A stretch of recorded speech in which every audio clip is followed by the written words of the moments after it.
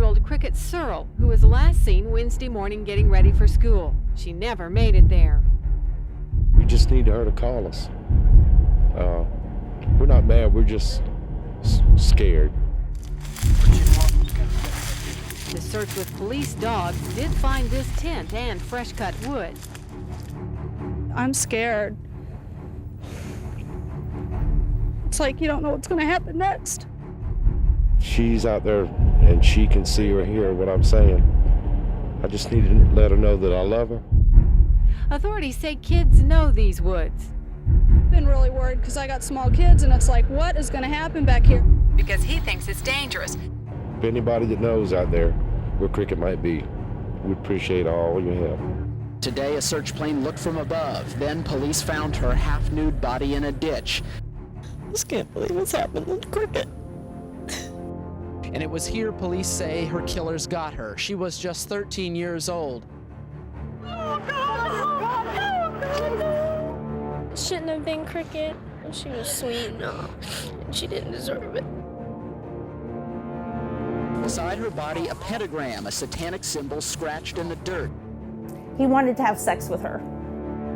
The case of Crickette Surell has haunted Dorchester County cops for 13 long years. We still have 2 more names and 2 more people that we're still suspicious of. We would like for him to come forward, please. Please turn yourself in. You've all got to pay for it. I want you to look at my face. You will all pay for it. What happened to 13-year-old Crystal Surell the night she went missing more than 30 years ago? The criminal case has long since been closed, but many of the questions still remain. A 13-year-old disappearance gripped the Somerville community in the 90s after Crystal's body was found in these very woods, just a short distance from her middle school. Crystal was found half naked, stabbed multiple times, and gagged with her own underwear. Beside her body, evidence of satanic worship. What drove someone to kill a little girl? What caused the case to drag on for so long? And why can't the family find peace 30 years later?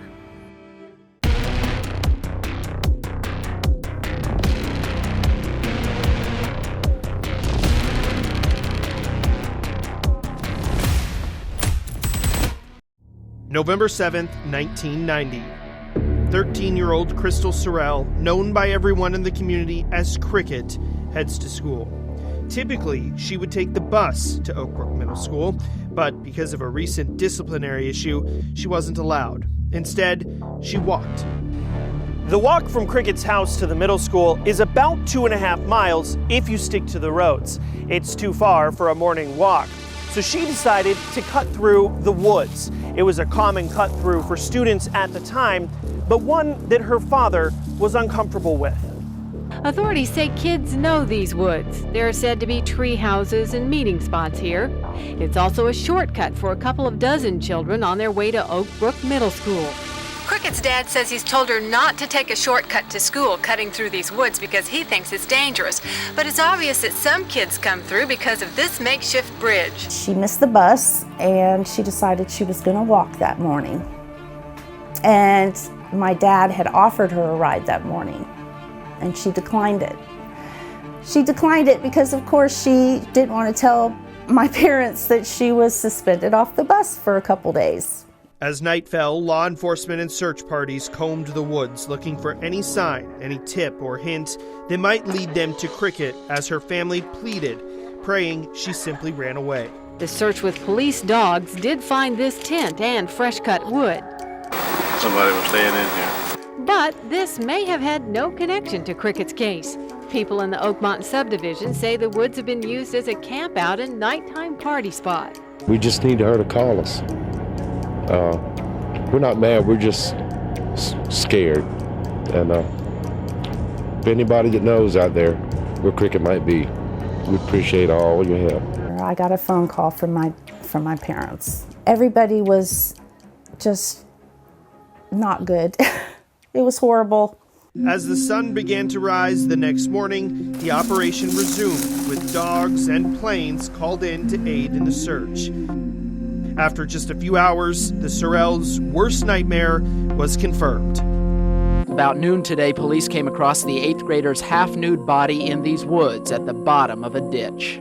The child's clothing was cut off of her, and apparently she suffocated from some type of toilet tissue or something stuffed in her mouth. You never think it's going to happen to you or somebody that's close to you until it does. I cried.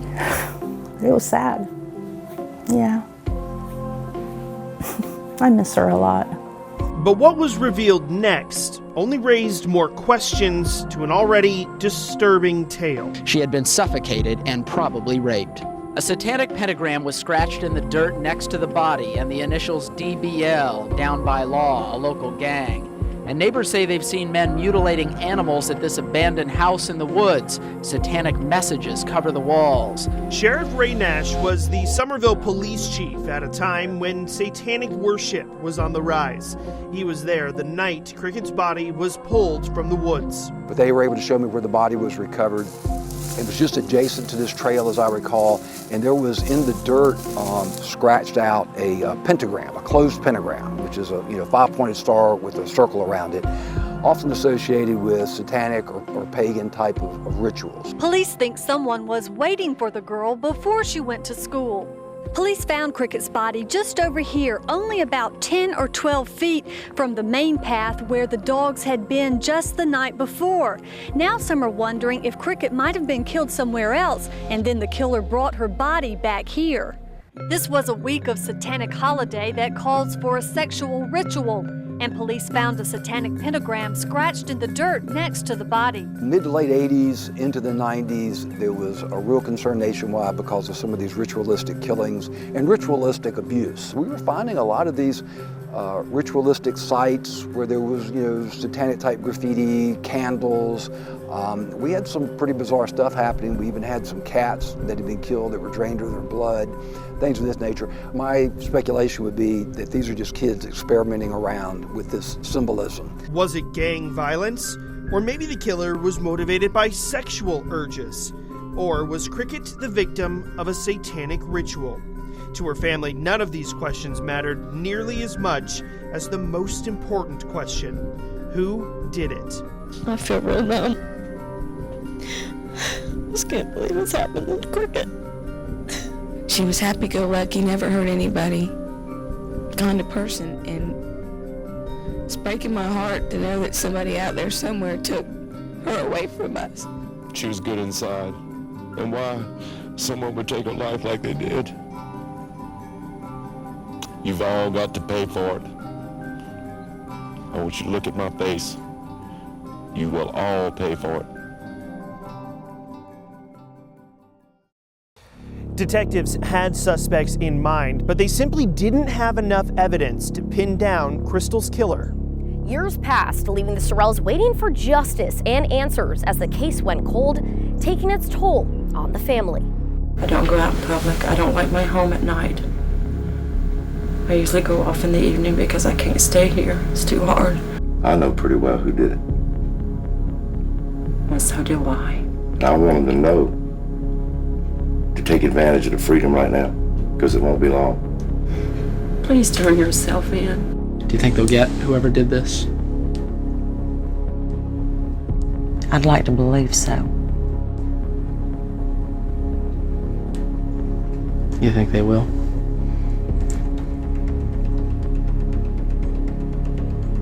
I'm not sure. If the family couldn't get the killer, they looked for justice anywhere they could, starting with the school district that didn't allow Crickette to ride the bus, leading her to the woods. The Surells found out Crickette was not allowed to ride the bus for disciplinary reasons, so she walked to school and ran into a killer. We never were informed. If we had known, Crickette would not have been walking on that path. The Surells are asking for $350,000 in damages and are accusing the school district of negligence. That lawsuit would ultimately be dismissed as the investigation dragged on into new administrations with frustratingly few results. When a new sheriff took office, he vowed Crickette's case would get full attention. We don't want to just make an arrest in any case.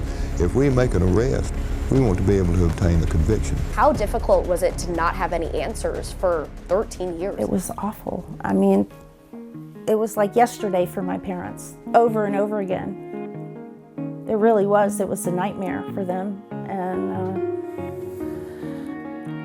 I seen both of them just wither away. More time passed. No new answers. No new leads. A case as cold as they come. Until a third sheriff took the reins. Sheriff Ray Nash. I mean, this case went on for a long time. It haunted 3 different sheriffs.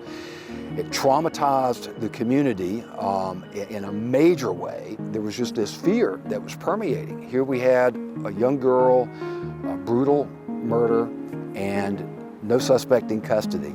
And so you can imagine being a parent of a child in this area during that time. Everybody's just scared to death. Nash took over the Dorchester County Sheriff's Department in 1997. His first order of business was to assemble the department's first ever cold case unit. I had a guy come into my office just randomly. He was a retired New York City homicide detective.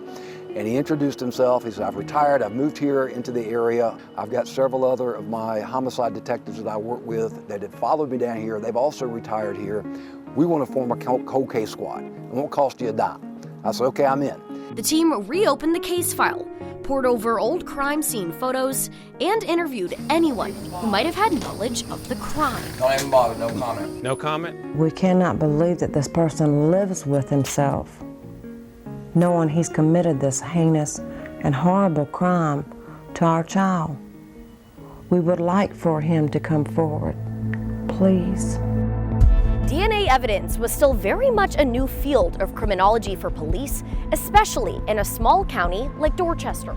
But where police lacked DNA, they made up for with psychology. Dr. Bill Burke is a forensic sexologist on the cold case team.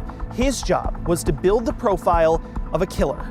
There were some really disturbing things going on in the area that involved satanic worship and involved satanic ritual. Burke brought in more than just an expert knowledge of the inner workings of sexually motivated killers.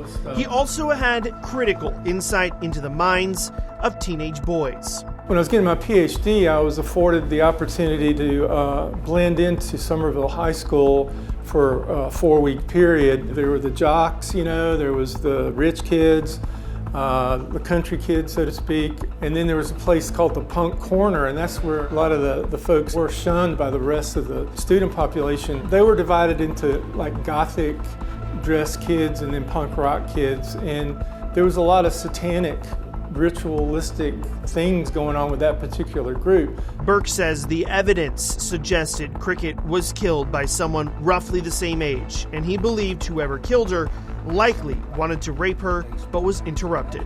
But it's like any crime. They did it because they wanted to. They chose to. So then you have to figure out, why would you want to do that? And that's where the sadistic sexualization comes in with this case, I believe. Burke helped narrow the picture to suspects roughly the same age as Crickette, someone possibly from the Gothic community and a teen with a dark side. He had to be turned on by people's pain and the power of that. Investigators got a break in the case when they found someone who claimed to have the elusive evidence they needed. And when I got there, they told me that, you know, he had been assaulted. He was never able to speak. He never was interviewed because his brain damage was so severe. The violent assault on the key witness meant it was back to square one. But this time, all evidence pointed to one man, a local boy named Brian Lamb. My understanding is that Brian Lamb had been identified as a suspect in the case very early. And detectives had interviewed him, you know, maybe once, twice, a couple of times. And at some point, he invoked his right to an attorney, and so the questioning had to stop. And then the case just kind of stalled out. Not because the sheriff's office wasn't trying hard, there just was not a lot of leads that were materializing. That is, until investigators got a tip that would change everything. Cops say a jailhouse conversation between the two suspects tipped them off. 13 years after the murder, Lamb was arrested on May 13th, 2003. Alongside him, another man would also be charged as an accomplice. Lamb was charged with the killing of Crickette Surell. 30-year-old Eric Castro was charged with withholding key information in the murder. In the arrest warrant obtained by Live 5 News, authorities say while Castro was serving time in 1995 for an unrelated offense, an inmate overheard him tell Lamb, quote, "If you ever told what you knew about Crickette, I would never see freedom again." According to the warrant, Lamb then told Castro, quote, "If we had placed Crickette in a better spot, we would not have to have this conversation." Now both men are behind bars, looking at the possibility of a long time in prison. And I'm just so thankful that these people are finally caught. They took an angel out of this world, away from us, and somebody needs to pay for it. Full penalty of the law should take place, and they should be convicted. You don't ever put anything like this behind you. But I think she'll be able to find some peace. I sure hope so. He wanted to have sex with her, and she's 13. She didn't want to have anything to do with this boy, and he'd been looking at her prior, okay? And he just didn't like no. And he was waiting for the perfect opportunity to be with her, and it happened to be that morning. Even though he's an adult now, he's in his late 20s, we have to start out in family court like he was still a juvenile and ask a family court judge at the appropriate time to waive him up and have him tried as an adult. The people we talked to said they didn't know Lamb. They said he kept to himself and didn't come outside very often. If he killed one kid, he could kill another one. And, just thank God he's off the street if he's the one that did it. Lamb's bond was set at an unusually low $150,000 3 weeks ago. Now he's back on the street after paying $15,000. He now awaits his trial, where prosecutors plan to try him as an adult. With Brian Lamb and Eric Castro now officially charged, their case could finally move to the courtroom. Both men insisted they were innocent, facing a jury beginning on June 8th, 2004. When he was investigated and talked to by the deputies after the body was found, he gave several different versions of what he'd been doing and where he was on the date Crickette was murdered. This is real serious stuff, y'all. And what the state wants you to do is help them solve a crime that they can't solve by just throwing in the towel and picking the first suspect that they locked onto. He didn't know anything in 1999. He didn't know anything in 2000. Today, he doesn't know anything. He said that he knew who had done it, but he wasn't telling the police anything. Okay. He knew who had done what? Murdered Crickette Surell. In total, 4 inmates, jailhouse informants, allege they either heard firsthand or overheard Brian Lamb or Eric Castro talking about their knowledge of what happened to Crickette Surell the morning of November 7th, 1990. Brian said, they know we killed her. What was it like for you to be in the same room as that man? Oh, it grossed me out. He grossed me out just to look at him. But he wouldn't speak. He wouldn't look at us. He just looked down. Lamb's tent was found near the crime scene with Crickette's colorful watch found inside. And that evidence ended up playing a large role inside the courtroom. Earlier this week, the prosecution pointed out fibers from a blanket in Lamb's tent, along with Surell's watch. It was a crime of obsession. It was a crime where souvenirs were taken, a watch is cut off. Technically, investigators never found the weapon used to stab Crickette repeatedly in the neck. But years later, a probation search uncovered a critical piece of evidence. A friend of his that said he had this folding pocket knife that he called the pig sticker. And the kid actually drew a picture of this knife for investigators. He was on probation for some other totally unrelated crime. As I recall the events, the probation agent did a home search and found a knife that matched that description. And it was almost identical to the drawing that this kid had made for us. We don't know with certainty that that was the knife that was used in the crime itself, but we were able to have it looked at and analyzed forensically, and it is that type of knife, that type of blade, that would have resulted in the wound pattern that we found on Crickette's body. Remember the pentagram found next to Crickette's body? Early in the investigation, a nearby abandoned Somerville home in the woods was discovered with similar satanic graffiti covering the walls, candles, and pentagrams. What was interesting, that on the graffiti that was on the wall, mostly done with spray paint, were two terms. One said, "I killed Dorchester Girl." Also, the word Satan had been spray painted on the wall, but it was misspelled. It was S-A-T-I-N, like we would spell satin. Prosecutors were facing a weak case.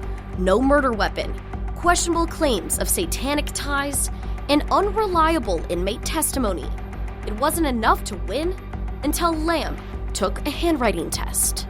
So he wrote out, "I killed Dorchester Girl," under the instruction of the handwriting analyst, and then he wrote out the word Satan, but he spelled it satin, just like it was inside that abandoned home just a short distance away from Crickette Surell's body was found. S-A-T-I-N. Not only did the handwriting match, but the same exact spelling error from 1990 reappeared in the handwriting sample more than a decade later. What was that like for you? What was going through your head? That was like, this is the final piece of the puzzle, that brings all of this together. But the state still had to convince the jury that Lamb killed Crickette beyond a reasonable doubt. A difficult argument to make without strong DNA evidence, giving the defense an opportunity to place that doubt in 12 jurors' minds. Where was this murder? Where did it happen? Why is the tent significant? Because they didn't have any other leads. His most adamant point, a lack of blood and DNA evidence. If you're in a wrestling or grappling match with somebody, you're going to put some of you on them, and some of them is going to get on you. Hair, clothing fibers. Reasonable doubt is smeared all over this case. I mean, it's everywhere you look. Now, it's hard to say which way the jurors might be leaning, which verdict they might be leaning towards. 3 hours into deliberations, jurors asked to hear again testimony from two separate witnesses. But the very next day, jurors revealed their decision. Indicted for murder, verdict, guilty of murder. What he did to Crickette, this is really not a normal thing. And we've known that all these years. But justice was served today. What went through your mind when the verdict came down? That my child could rest in peace now.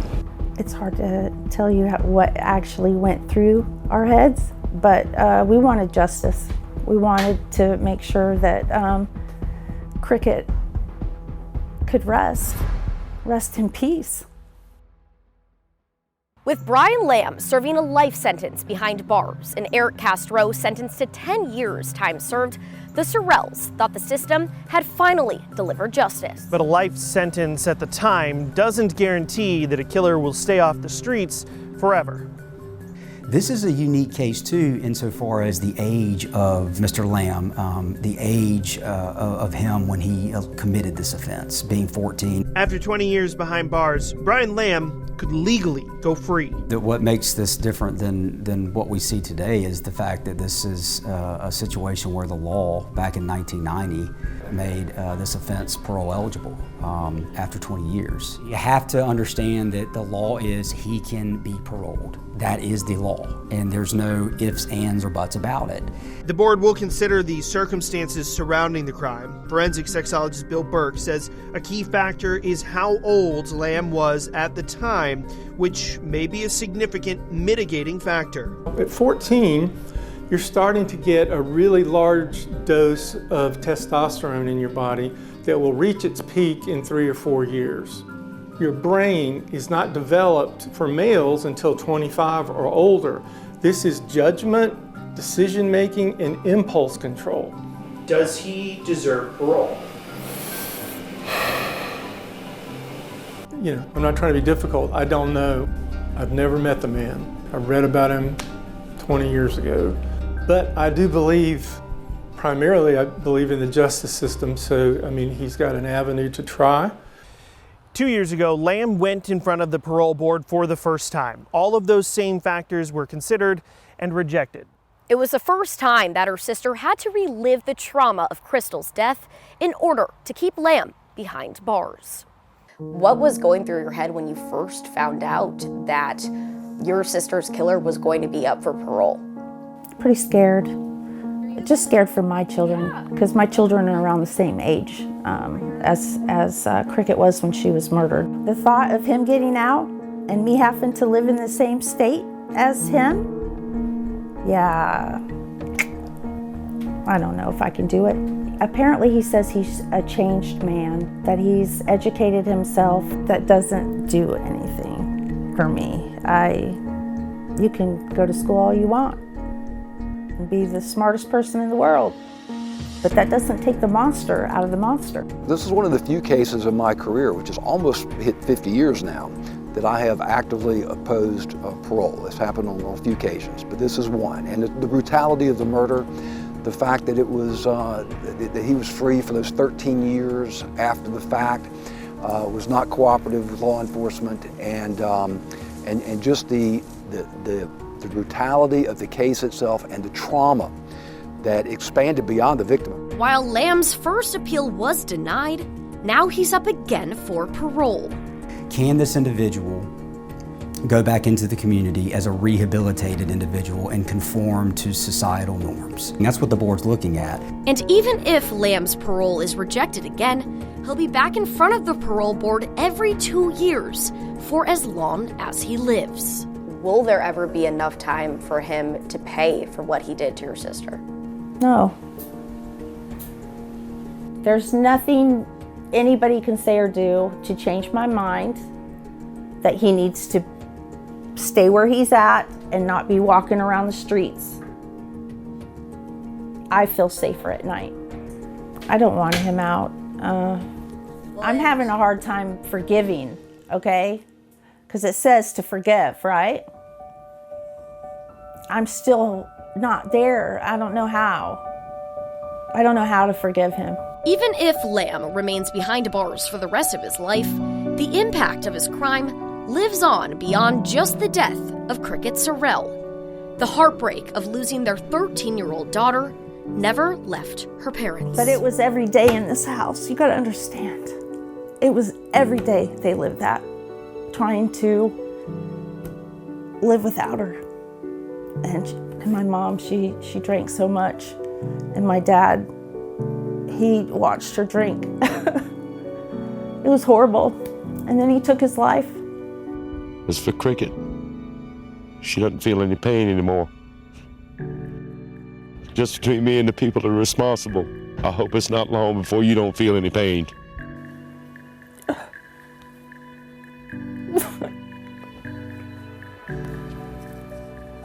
I miss him so much.